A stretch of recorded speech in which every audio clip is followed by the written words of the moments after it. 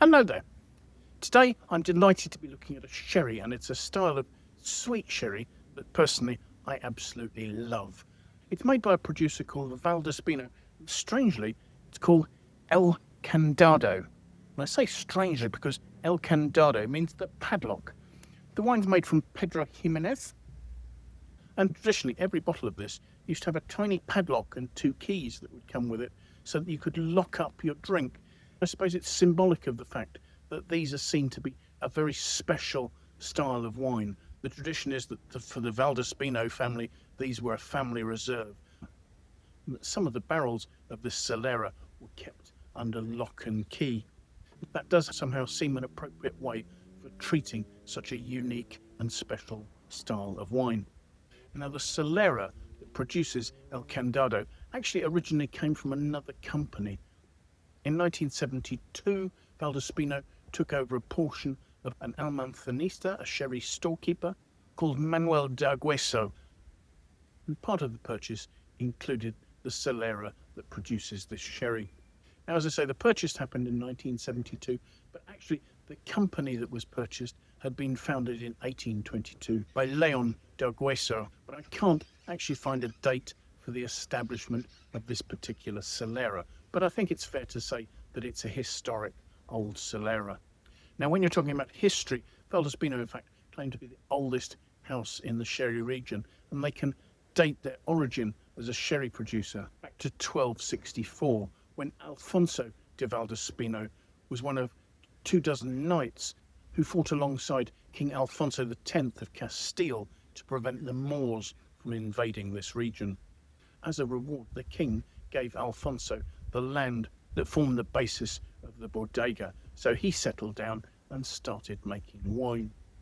Now, there are records of commercial winemaking activities having started in 1430, but actually the formal founding of the entity which is the company today wasn't until 1875, and that's the date that's on the label. In 1883, Valdespino became the official sherry supplier to the royal family in Spain. And then in 1932, they added the honour of supplying the Swedish royal family as well. Now, Valdespino are committed to firmly maintaining old methods and traditions for sherry production. And more than any other bodega, really, they stress the importance of terroir. Possibly this is because the company owns somewhere in the region of 750 hectares of vineyards within Jerez, and these vineyards are planted entirely with the Palomino grape.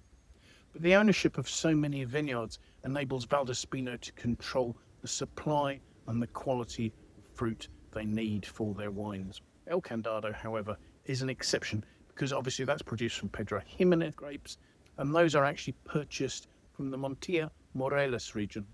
For their other wines, Valdespino are unusual in producing quite a number of single vineyard wines and are famous for their 20-year-old VOS, very old sherry, and 30-year-old VORS, very old rare sherry bottlings. Now, it seems that the Valdespino family had really rather lost their way, and in 1999, José Estévez, a local from Jerez, purchased the Valdespino Sherry Bodeaga.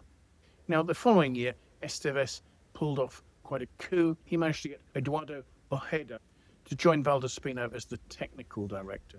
And Ojeda is a huge figure in the sherry industry, regarded by some in an almost godlike fashion. He's one of the 2 principals of the famed sherry bottler, Equipo Nervasos, who really are famous for making some of the best, most individualistic and exciting sherries available. And this hire really did ensure that the methods and the traditions of Valdespino were able to be preserved. For example, they had to move all the 25,000 barrels of their historic Soleras out of the dilapidated old bodega to a new modern facility in another part of town. And Eduardo Ojeda had to work with a group of 10 coopers over a period of 3 years to restore the irreplaceable old barrels in order to preserve the character of each of these fabulous old Soleras. Now, Ojeda retired from the position as technical director of Valdespino back in 2023, when there was a bit of a reorganisation, as 50% of the company was sold to a group called Edrington, who are the owners of Macallan Whisky. And today, Victoria Frutos Clement has taken over as technical director, but she had worked with Eduardo Ojeda there for the previous 18 years. So while Valdespino own these extensive estate vineyards within the Jerez region, for example, the special Macanudo Pago, which is used for the production of their dry wines, the Prdro Ximinez for El Candado, as I say, comes from the hotter inland Montilla-Moriles region. In truth, the majority of Prdro Ximinez used in sherry production comes from this region because its inland climate is much better for ripening Prdro Ximinez than the coastal region of Jerez. Montilla-Moriles dedicates about 70% of its vineyards to the growing of Prdro Ximinez, whereas within the Jerez region it only makes up about 5% of plantings. To import grapes from Montilla-Moriles into Jerez and sell them as sherry, the grapes or must be brought into the region to be vinified, and the wine then subsequently has to be aged for 2 years in a certified Sherry Bodeaga before it can be sold as sherry. Now, what Valdespino do is they source sun-dried Prdro Ximinez grapes rather than must. These grapes have been hand-picked when they're extra ripe and dried on esparto grass mats in the Andalusian sun for 2 weeks. They are really raisined and have concentrated sugars. This is why Montilla-Moriles is the best place to be doing this, as it's so much drier there. There's a huge reduction in the likelihood of these thin-skinned grapes from rotting on these mats as they dry. So once the grapes are shriveled, they're then taken to the winery in Jerez for fermentation. Once pressed, a very thick, syrupy, sweet grape juice is produced. And this undergoes spontaneous fermentation using the native yeasts that have found their way into the winery and the fruit. Only a partial fermentation is able to take place because the really high sugar level means that the yeasts struggle to ferment it. So actually, after just a couple of days, fermentation will stall, leaving somewhere between 4 and 6% of alcohol in the wine. At this stage, fortification is done using a high alcohol, 96%, grape neutral spirit. This takes the alcohol up to 17% and prevents a re-fermentation, thus leaving a sweetness level in the wine of somewhere between 400 and 420 grams per litre of sugar. And that is a phenomenal level of sweetness. That's about 3 or 4 times sweeter than most good Sauterne will be. Aging is done in quite a simple Solera. You're not trying to allow flor to grow on the surface of the wine, and thus the reasoning behind using a Solera is simply fractional blending. So they have a 4-stage Solera here, and the wine stays in Solera for, they say, between 8 and 10 years. I've seen the figure of 12 years, but obviously what a Solera is doing is constantly blending older and younger wines. So there will be younger wines in what is finally drawn off, and there will be older wines as well. Now, this aging takes place in seasoned American oak casks, so there shouldn't be particularly strong oak notes making their way into the wine. And aging goes on at the ambient temperature in the cellars, so there's no air conditioning going on here. So that'll average about 15 to 20 degrees Celsius, and that slightly warmer aging will promote oxidation and concentration of the wine in barrel. So let's take a look at it, shall we? I mean, the first thing to say is that that's a completely opaque nut brown colour. We know the wine is 17% alcohol, and you can see it's clinging to the sides of the glass very readily there. It's taking a little while to form tears because it's clinging so tightly there. When it does, they're very noticeable. So that's a combination of the high alcohol and the concentration of the wine, giving it good viscosity there. So let's see what we make of the aromas, shall we?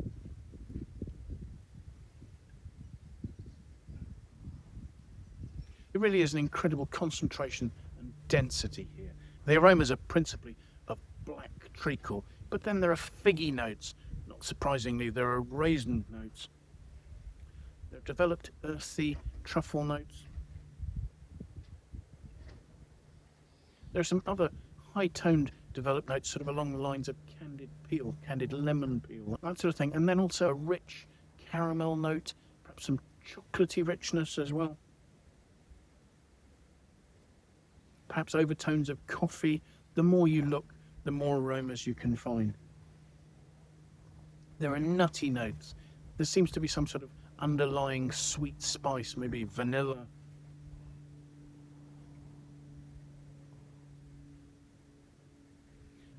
I suppose there are also some delicate rancio notes that are suggesting the wine's aged at that slightly warmer temperature.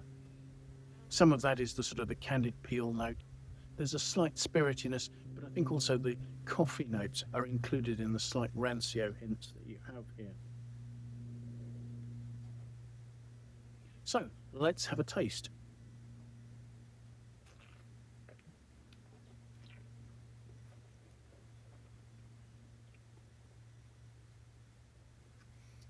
The wine is sweet and rich.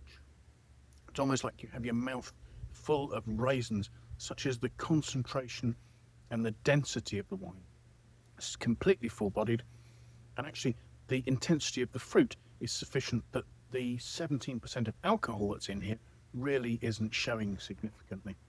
You have some really high sweetness, but actually the texture of the wine is keeping that in check. There's a combination of ripe figs and chocolatiness on the mid-palate, tempered by some slightly drying notes of coffee.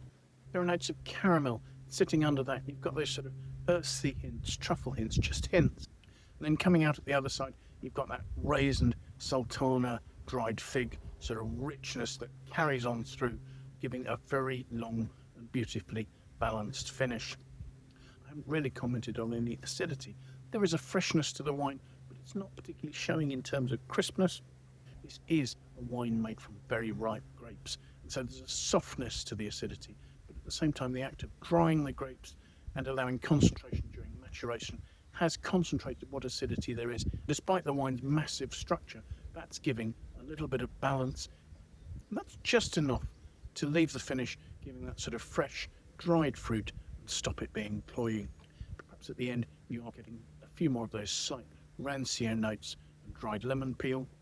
It's a beautifully complex wine, and it's so concentrated that you can just continue finding more and more characteristics as you taste and nose it. In terms of quite how you drink such a sweet wine, personally, I actually think it's very good in a small glass, just almost as a dessert at the end of a meal. It would be fantastic to share with things such as cheeses, charcuterie, have with almonds and that sort of thing. Some people talk about pouring it over vanilla ice cream, but actually I just think it's a wonderful hedonistic pleasure to just drink a small glass on its own. Looking at the Wine Searcher aggregated critic score for this particular wine, it comes in at 91 out of 100. I think personally I'd probably be scoring this 92. I don't have a huge disagreement with 91 out of 100. I think really it is the wine's concentration and its hedonism that is its attribute, not necessarily a finely balanced wine, but one with great complexity that is very clearly of high quality. In terms of aging the wine, I don't think it will particularly improve in bottle, but at the same time, given its concentration and the oxidation it has already undergone, it's also a wine that you can open a bottle and return to drink that over a period of a few days, a few weeks, possibly even a few months. The wine is not going to deteriorate simply because it's been exposed to oxygen. It's already done its oxidation. Its concentration, its alcohol, and its rich sugar should preserve it over that period of time. So thank you so much for joining me. I do hope you've enjoyed this tasting. I hope you found it of interest. If you could press the like button for me, that would be very much appreciated. And if you would like to watch more of my videos, it would be great if you could consider subscribing to my YouTube channel. The more followers I have, the more I'll be able to develop the channel. To that end, if you have any friends you think might like to watch the video, it would be great if you could consider forwarding it to them. I'd really appreciate your help in that way. If you have any comments, questions or suggestions, do pop those in the comments box below. I'd love to know what you think about the wines I'm looking at, the tastings I'm doing, or anything else that relates to that. I will leave a link in the notes below to the Wine Searcher webpage for this wine, so you can find out if it's available near you, at what price, and plenty of other detail regarding the wine and the producer. So thank you so much for taking the time to join me, and I do hope that maybe you'll be able to make some time in the near future and come and join me for another tasting. So until then, bye for now.